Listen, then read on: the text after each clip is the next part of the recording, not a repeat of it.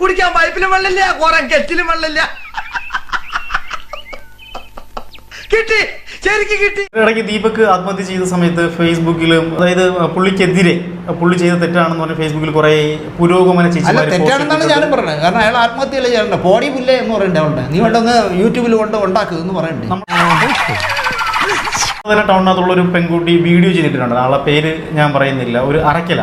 തന്നെ ടൗണിനകത്തുള്ള ഒരു പെൺകുട്ടി വീഡിയോ ചെയ്തിട്ടുണ്ട്, ആളെ പേര് ഞാൻ പറയുന്നില്ല, ഒരു അറക്കല. ഇതെന്നെ ഉദ്ദേശിച്ചാണ്, എന്നെ തന്നെ ഉദ്ദേശിച്ചാണ്, എന്നെ മാത്രം ഉദ്ദേശിച്ചാണ്. സംശയമുണ്ടോ? കേരളത്തിൽ കാണേണ്ട ഏറ്റവും വലിയ ലക്ഷ്മി ദേവിയാണ്.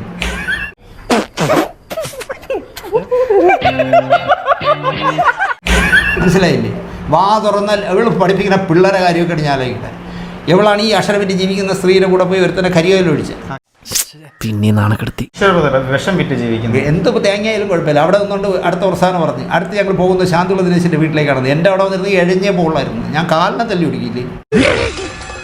തന്റെ മുട്ടുകാല് തല്ലി പിടിക്കുന്ന മല്ലയെ പറഞ്ഞിരിക്കുന്നത് ചുമ്മാ പറഞ്ഞായിരിക്കുമല്ലേ? ചുമ്മാ പറഞ്ഞതാ, അയാൾ ശരിക്കും പറഞ്ഞതായിരിക്കും. എനിക്ക് പാറു എന്ന് പറഞ്ഞൊരു നായുണ്ട്. ഞാനും അവളും മാത്രം മതി, വേറെ ആരും എനിക്ക് വേണ്ട. അവളെ രണ്ടിൻ്റെയും കാലിനെ ഞാൻ തല്ലി പിടിക്കില്ലേ, എഴഞ്ഞു പോയനെ. ചേട്ടാ സൂക്ഷിച്ചു, ചേട്ടാ മുഖത്ത് മഷി ഒഴുകി. മഷിയല്ല, തേങ്ങ ഒഴിക്കും. അവളെ അച്ഛൻ ഒരു ജന്മം ജനിക്കണം, ഈ പറഞ്ഞവളെയൊക്കെ. തന്തമാര് ഒരു ജന്മം കൂടെ ജനിക്കണം.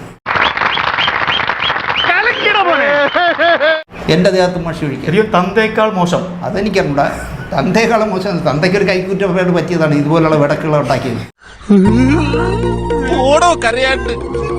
പക്ഷെ ഇവിടെ ഫെമിനിസ്റ്റുകളെന്ന് പറയുന്നത് നാടിനും നാട്ടുകാർക്കും വീടിനും വീട്ടുകാർക്കും വേണ്ടാത്ത കൂതറകളാണ് അതിൻ്റെ നേതാവായിട്ടൊക്കെ നടക്കുന്നത്. ഫെമിനിസം പറഞ്ഞു നടക്കുന്നത് എന്ത് അലവലാദത്തിനും കാണിക്കാനുള്ള സർട്ടിഫിക്കറ്റ് അല്ല ഫെമിനിസം.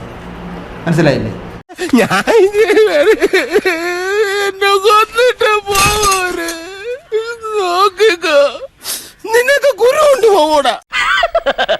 തൽക്കാലം ഇത്രയും മതി, വരട്ടെ.